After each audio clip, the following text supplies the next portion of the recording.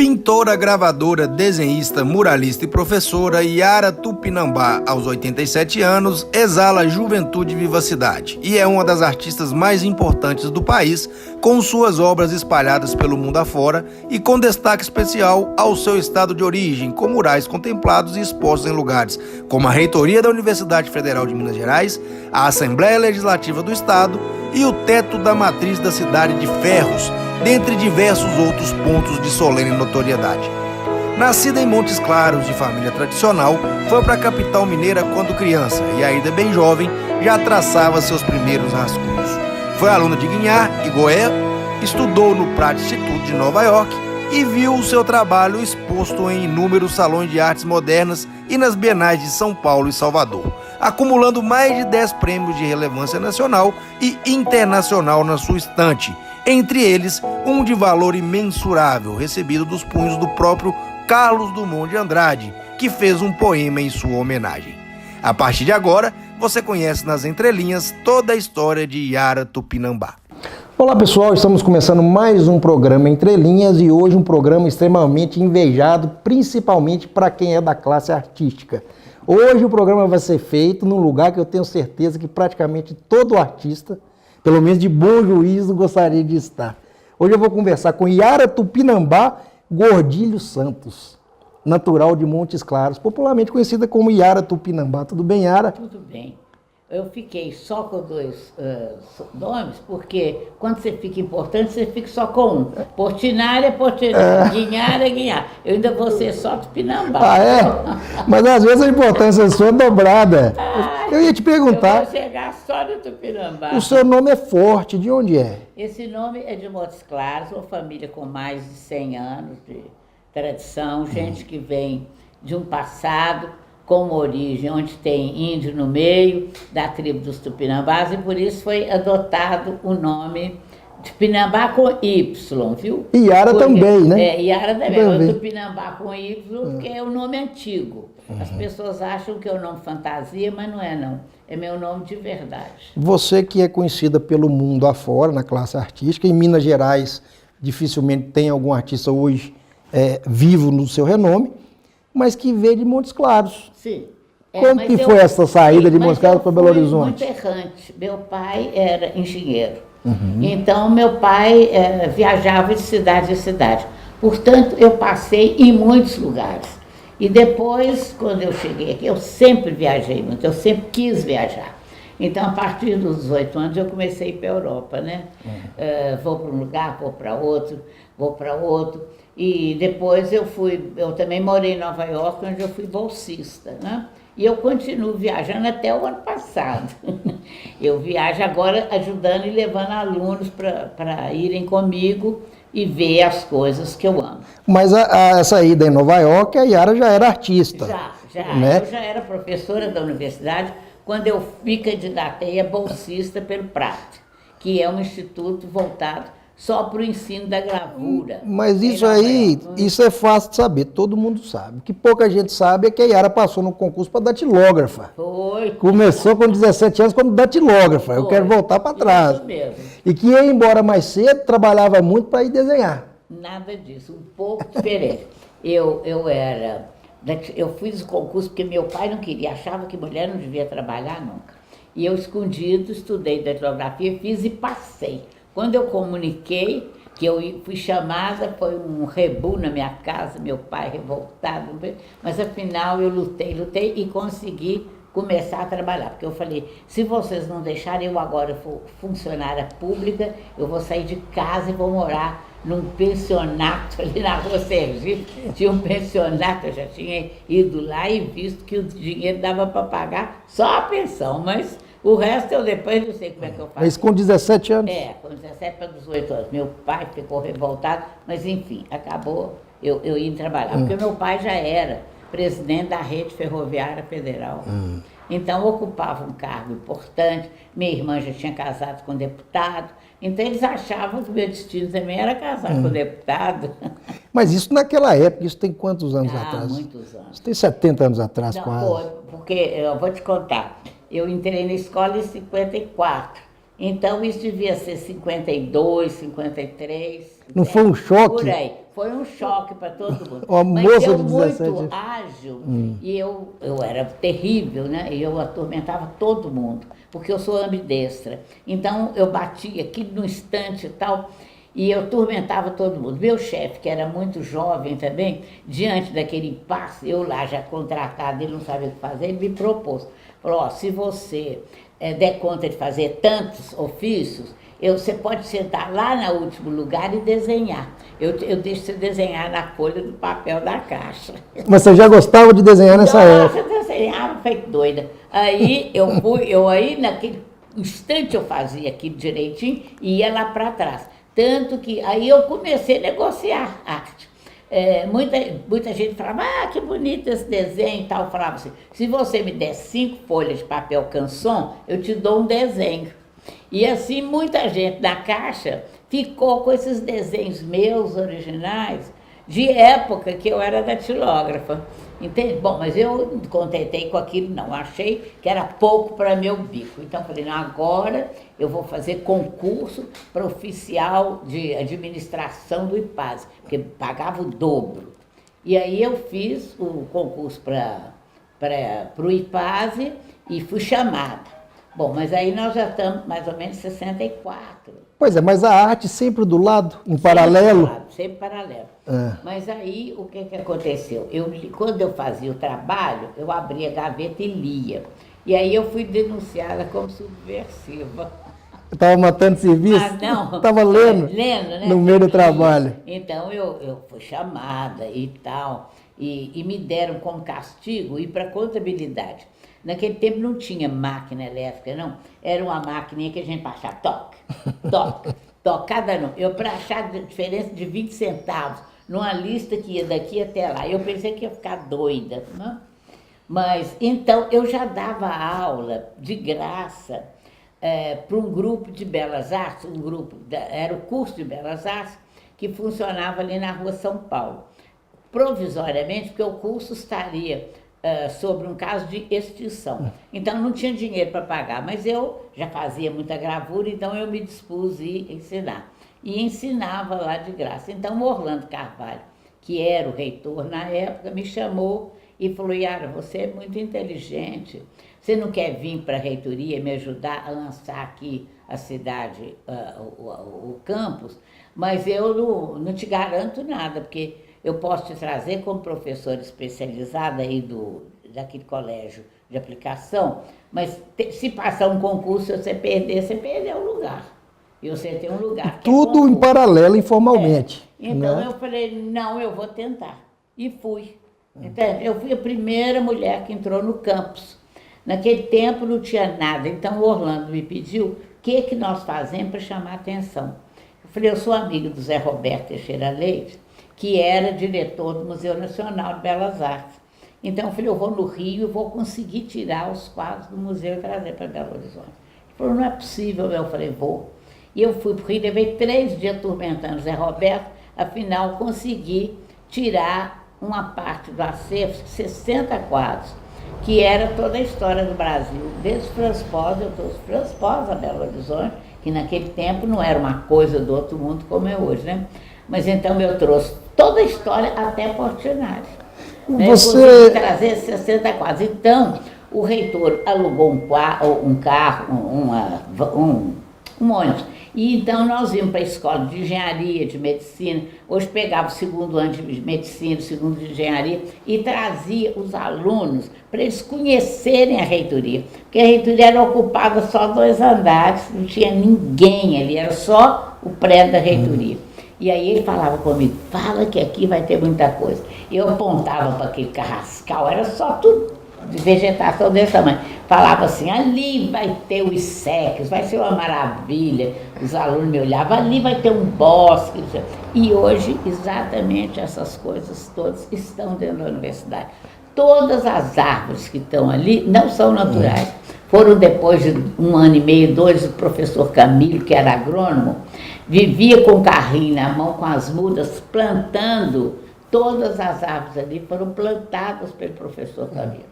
Então a universidade foi construída dessa forma. Aí então a primeira escola que vem é Biblioteca Economia, que não tinha lugar, puseram no quarto andar. Outra escola que vem, que não tem lugar, Belas Artes, que era um cursinho que estava em extinção, quinto andar. Isso tudo na Federal?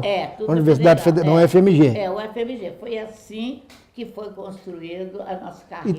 E tudo culpa sua, que ali vai ser isso, vai ser aquilo. Eu falava, porque eu sabia que ia ser, né? Mas sabia, mas não Mas sabia quando. você, além de artista, participou aí do embrião dessa Tudo, toda a fundação. escola toda. Mas essa veia artística, ela é meio que autodidata sua? Não. Essa veia artística, depois eu posso te mostrar um desenho da minha avó paterna, que tem hoje 104 anos, ou 105, sei lá, que foi uma bela artista também, mas que morou meu avô morou em Paris 15 anos, a formação dela é erudita, em Paris e tal, e gastaram todo o dinheiro que era herança minha. Mas ensinou, disse que é o conhecimento que vale mais. Né? O dinheiro que tinha, que era deu meu. conhecimento. Então, eles não deixaram herança, não. Mas minha avó, porque gastaram tudo, né? Viveram uma bela vida em Paris, 15 a 16 anos. E então, ela teve um desenho muito bonito, eu creio que foi dela que eu tive. Desses netos dela, tem um primo que é grande maquetista, quer dizer, que tem habilidade também manual. Mas só nós dois, não saiu mais ninguém. Não, mas você vale por 10. Né? Porque ó, você é pintora, gravadora, desenhista, muralista, professora e palpiteira. Porque deu palpite lá na faculdade toda, né? Mas você teve... E diretora. Diretora, professora. Mas você também, suas obras já receberam várias homenagens. Você já participou de vários salões de artes modernas, bienais de São Paulo e Salvador. Quais os prêmios mais importantes? Porque eu fui olhar a sua história, eu achei mais de 10 prêmios. São quantos? São muitos.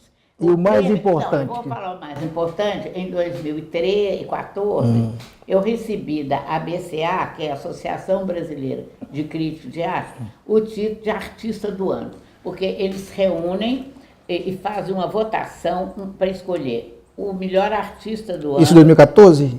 2013. O melhor artista, o melhor escritor, o melhor crítico.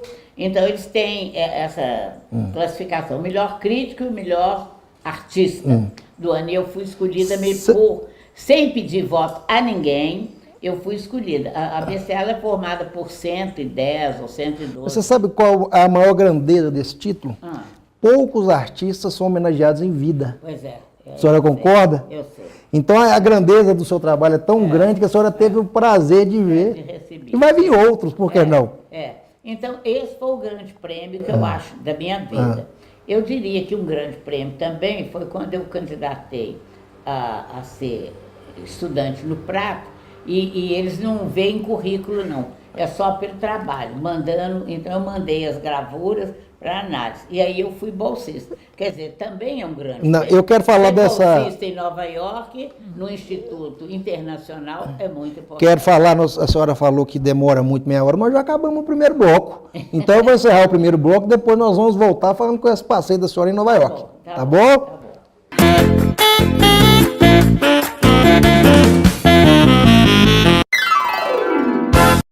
De volta com o programa Entre Linhas com Yara Tupinambá, que ajudou a construir o FMG com palpite. Mas conta pra gente como que foi, naquela época, uma mulher brasileira, artista brasileira, e como bolsista para Nova York. Olha, foi muito ingênuo da minha parte, porque eu fui achando que ia ser tudo muito fácil. E, na verdade, é tudo muito difícil quando você vai para um outro país, né? Primeira coisa que aconteceu, eu perguntei, eu quero ir para um lugar um hotel, que as pessoas possam falar espanhol, para eu não falava inglês e tal, ainda falo mal inglês hoje. Então eu fui para o hotel na Rua 42. E ali todo dia eu ia para o Prato e fazia uns desenhos grandes nos papéis, fazia um rolo e vinha com aquele rolo na mão. Eu via que os homens me olhavam demais, sabe? E cochichava para cá, para lá, até que um dia um chegou e falou assim, mas, por favor, que tipo de garimpagem você faz aqui? de clandestino e vai vender no seu país. Ali era só bandido que tinha que comprar. Eles falavam assim, não é roupa, porque a gente vê que esse canudo não tem. Não é componente eletrônico, porque naquela época vinha buscar aqui componente eletrônico. Com o que você faz? Você está traficando aí, contrabandeando? Assim, eu? Não, eu desenho só. Não é possível. Aí eu abri e mostrei meus desenhos. Eles ficaram assim, embasbacados. E foi uma coisa tão interessante que aí de vez em quando um vinha me trazia um sanduíche, um trazia uma maçã. E trocava pelo desenho, não? Não, eles ficaram mortos de dó de saber que tinha uma pessoa doida em Nova York, em vez de comprar e fazer contrabando, ficava desenhando. E trocar desenho lá devia ser melhor, que era em dólar. Não era melhor que aqui. Mas eles ficaram assim, embasbacados com o fato, né? Bom, mas ali eu então trabalhei muito, fiz muita coisa. E você vai ver na sala, eu tenho alguns trabalhos dessa fase, mas eu vou te mostrar na sala em que aí eu tive uma vida intensa cultural, porque eu não era obrigada a trabalhar, eu tinha a bolsa. Então, dia e noite, eu tinha aula a partir de 6 horas da tarde até às 10 da noite. E o dia inteiro eu ia para museus, para isso, para aquilo. Porque você tem uma arte muito regional, você gosta muito de Minas. Sim, mas depende disso que você falou. Eu tenho quando eu estou em Minas, quando eu estou fora, eu fiz outras coisas. Isso que eu quero saber, a influência, porque deve ter sido um período marcante na sua vida. Foi. Era um outro mundo. Outro mundo. Então, todo domingo quase eu ia para o Cloister, que é um museu dedicado só à arte medieval. E ali, então, eu trabalhei muito com figuras medievais. Você vai ver ali dentro um quadro em que é uma figura no meio o cloister fica num bosque. Então, vegetação, essa coisa toda, e essa figura de uma dama medieval carregando um alimento na mão. E eu sempre, assim, a ideia de que ser imigrante é muito difícil. Na verdade, eu coloco alguns símbolos judaicos nela, porque eu acho que o judeu foi o povo que mais imigrou na vida e teve essa pecha de ser imigrante e tudo. Países que agora passam por esse problema enorme com essa migração que está tendo na Europa e tudo. Mas, na verdade, ela é também um pouco eu, que estava ali fora, porque você está vivendo uma outra realidade, né? Numa distância cultural, que não é como é hoje. Não tinha tanta informação. Não. Latina? Não, Então era uma coisa muito diferente, mas foi um período riquíssimo da minha vida, riquíssimo. Porque eu vi tudo de bom que acontecia.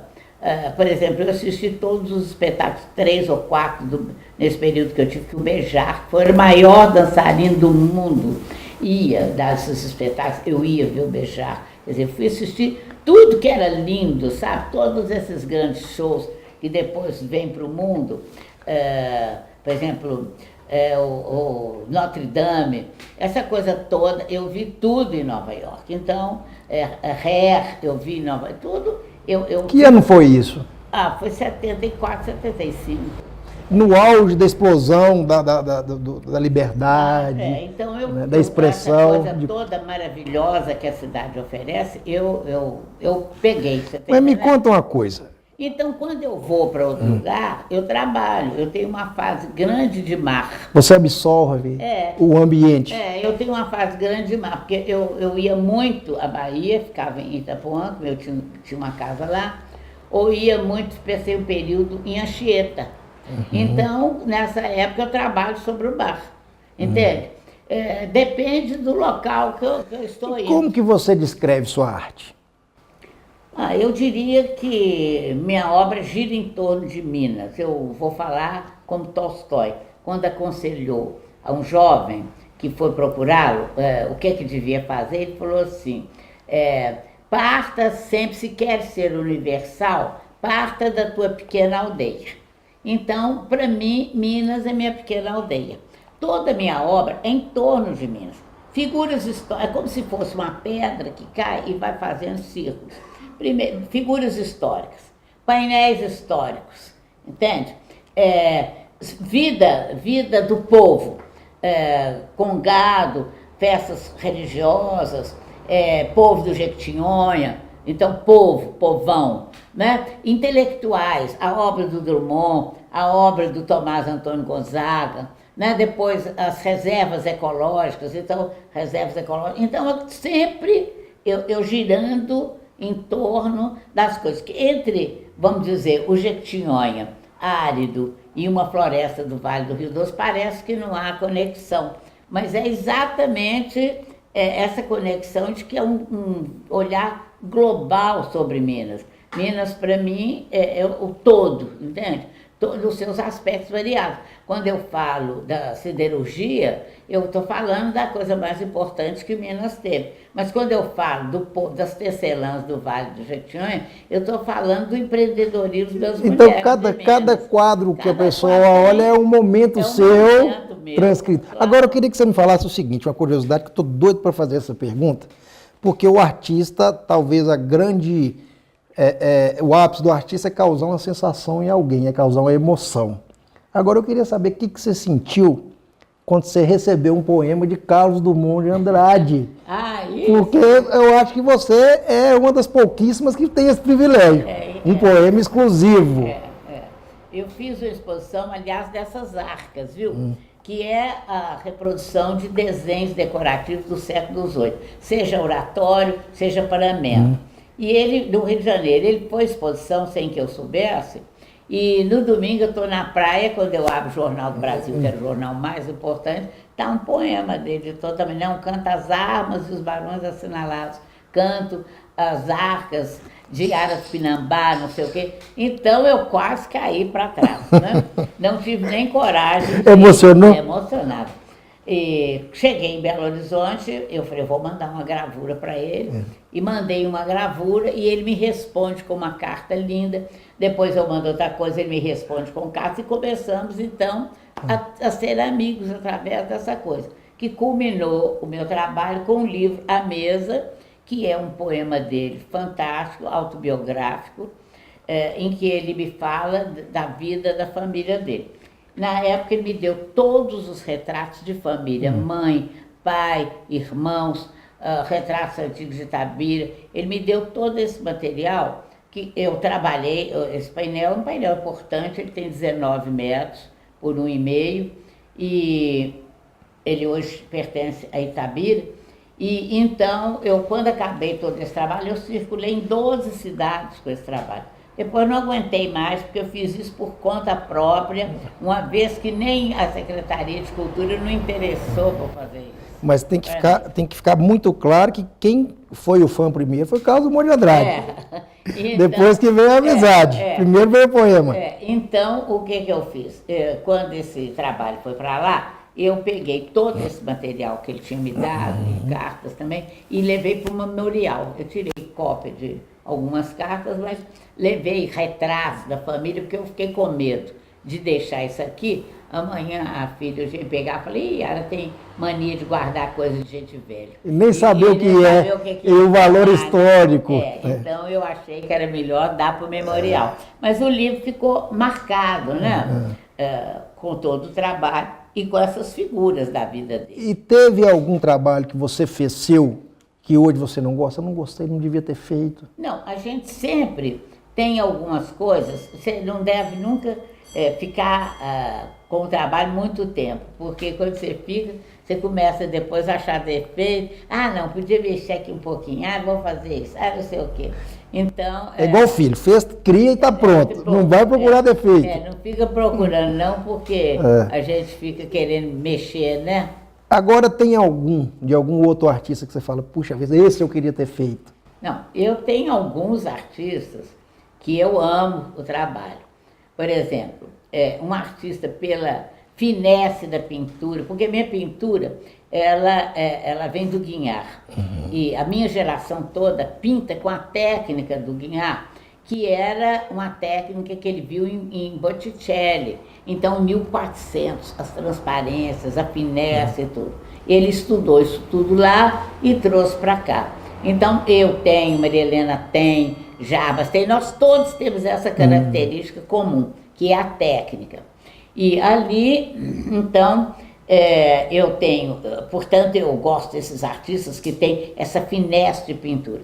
E tem um artista chamado Bonnard, que é um artista francês, que eu amo o trabalho dele, e acho pela finesse também, pelo refinamento da cor. São coisas que, por exemplo, fotografia não pega muito, entende? Te enche os olhos. Você não vê essa finesse, porque são coisas muito sutis, que é um pintor mesmo que fica gostando de um pintor.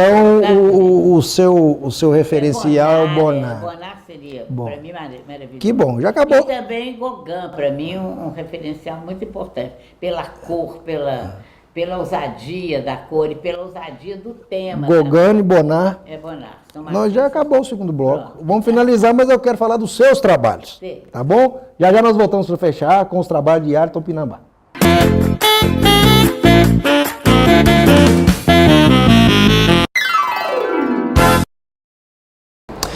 Yara, mas eu não posso ir embora sem falar de um dos grandes projetos seus, né? Que é o Instituto Yara Tupinambá. O que você me conta sobre esse projeto? O Instituto foi o sonho que eu tive de dar uma colaboração social para o mundo, construir um tijolinho. Eu sempre achei a minha incapacidade de mexer com criança em creche, ou fazer esse tipo de serviço que as mulheres geralmente gostam, né? De mexer com criança, ajudar e tudo. Mas eu sempre tive uma capacidade muito grande de ensinar a trabalhar. E eu achei que o Instituto poderia dar formação profissional, num momento que ainda não se falava muito em qualificação profissional, não. Mas eu sempre achei que é o trabalho que consegue fazer o cidadão, entende? Então, nós começamos, como era ligada à arte, nós começamos a primeira coisa ensinando o pessoal a fazer serigrafia, para imprimir camiseta. Foi até o curso que eu dei aqui na barragem, primeiro curso, e fazer vassoura, para poder vender aqui para a comunidade. Então, vamos dizer, trabalho ligado à arte, mas sendo uma coisa prática, porque você, até hoje, toda camiseta é impressa em silk, muito silk e tudo, né? Depois, eu ampliei fazendo curso de modelagem. Então, pequenos santos, objetos que vendia no Palácio das Artes. Né? Sempre eu com a preocupação de dar trabalho e emprego. Né? De a pessoa trabalhando e ter o seu trabalho. E aí, nós tivemos um amigo que falou assim, por que vocês não entram no ramo da construção civil? Vai ensinar. É o trabalho manual, pedreiro, bombeiro, eletricista. Então, começamos. Bombeiro, eletricista. E aí houve a construção, a Prefeitura de Contagem nos chamou para fazer 10 casas.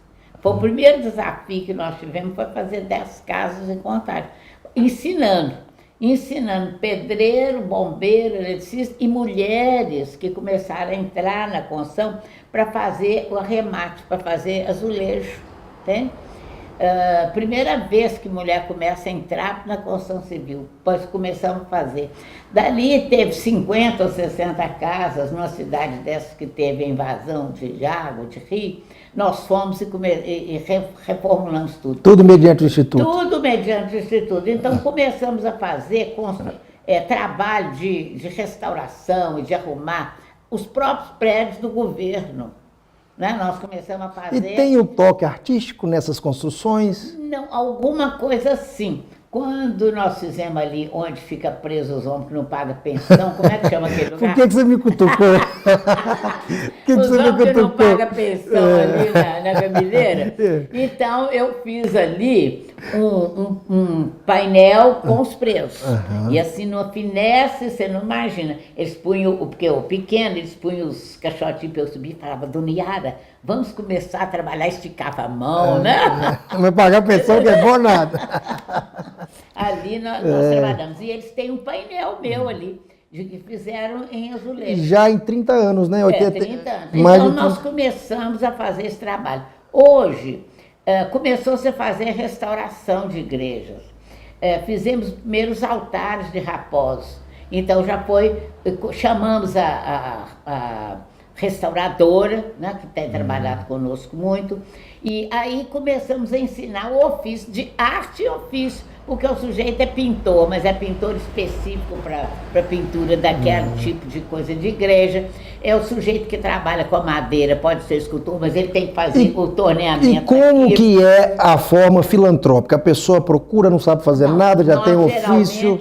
Geralmente nós trabalhamos com programas de governo que oferecem à comunidade cursos, né? Então hoje nós oferecemos costureira, bordadeira, que hoje tem um mercado grande de Vocês bordado. ensinam as pessoas em determinado programa? Determinado programa. Então tem pedreiro, agora nós estamos muito voltados para a construção, para a restauração. Estamos começando agora a restauração dos altares da Boa Viagem. É claro que nós trabalhamos, e fizemos aqui, ó, aí eu vou te mostrar, essa igreja em Acuruí. Tá vendo? E isso aqui foi uma coisa super importante. A igreja estava caindo os pedaços. O Ministério Público é que dá as verbas para fazer essas reformas como castigo pelas degradações ambientais. Compensação ambiental. Isso tudo foi restaurado? Tudo restaurado. Você não pode calcular o que era essa igreja. E olha aqui, só para você ver. Então, olha as pessoas que nós formamos, a própria comunidade que se apresenta, tá vendo? Olha esse altar, o que era, olha isso, o que era, e olha o que está. Entende? Então tem trabalho artístico e muito. Não, muito trabalho artístico. Reprodução de pinturas. Mas olha, essa mulher aqui calceteira, você sabe o que é isso? É gente que sobe na escada e trabalha nas pedras dos andames. As mulheres estão sofrendo assim uma transformação dentro de uma comunidade pequena, onde certamente o homem é que era importante. Predominante. As mulheres estão fazendo trabalho masculino e com perfeição. Você já Toda a cantaria foi feita por já está causando revolução de novo, né? Mas assim, então esse trabalho de renovação do patrimônio é super importante. E formamos as próprias pessoas da comunidade. Você vê que tem jovem, e tem mulher, tem homem, tá vendo? Ó, tem gente mais velha. E agora nós já estamos numa outra igrejinha ao lado, que já está sendo reformada também. As próprias pessoas que aprenderam aquilo, é um ano de curso, as próprias pessoas agora já estão trabalhando na outra igreja. E isso, o que eu acho mais importante, é que dá à comunidade a noção do pertencimento. Ou seja, ela começa a saber que aquela igreja é dela, que não pode estragar, que não pode vender pedaços, que não pode fazer nada, que aquilo é um bem que passa de pai para filho. E a comunidade está consciente disso. Bom, eu achei que eu ia morrer sem fazer uma obra de arte, mas eu acho que hoje eu fiz uma. Estamos finalizando o programa Entre Linhas com a Yara. Foi um prazer enorme. Obrigado, viu? Gostou? Gostei. Então, olha, o Instituto... E a fala do Instituto. Pois é, então isso é trabalho do Instituto. Tudo isso é do Instituto. Então, o Instituto, ele hoje se dedica ao ensino profissionalizante.